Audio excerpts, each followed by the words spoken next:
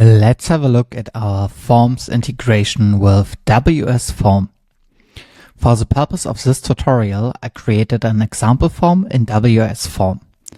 Before we're setting up our connection, head over to WS Form, Settings, Advanced, scroll down and disable Dynamic Enqueuing and Enable Save Cookie.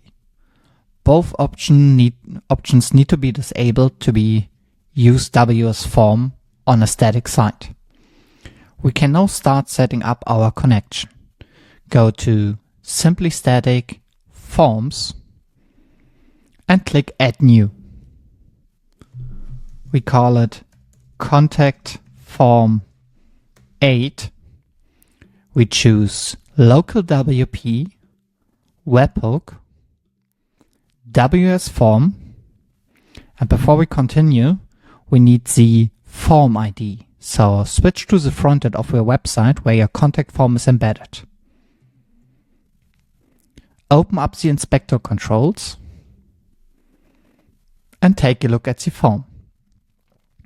Each form created with WS Forms has a unique ID. We need that one, so add it and copy it and switch back to your backend. Add the form ID. Now we need a webhook URL. For the purpose of this tutorial, we are going to be using FormSpree. If you don't have an account, sign up for one. It's free. It's a really generous free tier and easy to use. We are now in our FormSpree backend. Click on Add New, New Form. We call it Contact Form 8 and create the form. Copy the form webhook endpoint and switch back to your backend. Add the webhook URL. We are not going to be customizing the feedback right now, but feel free to do so if you want to adjust it.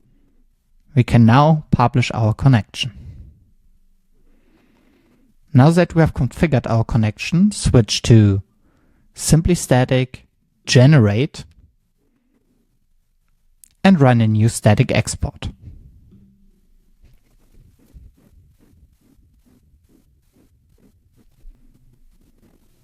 Our static export is finished now. We can now put our form to a test.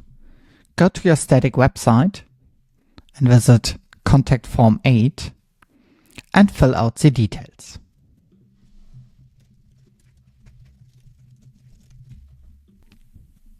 Back in your FormSpree account, go to Submissions and check out the latest submission.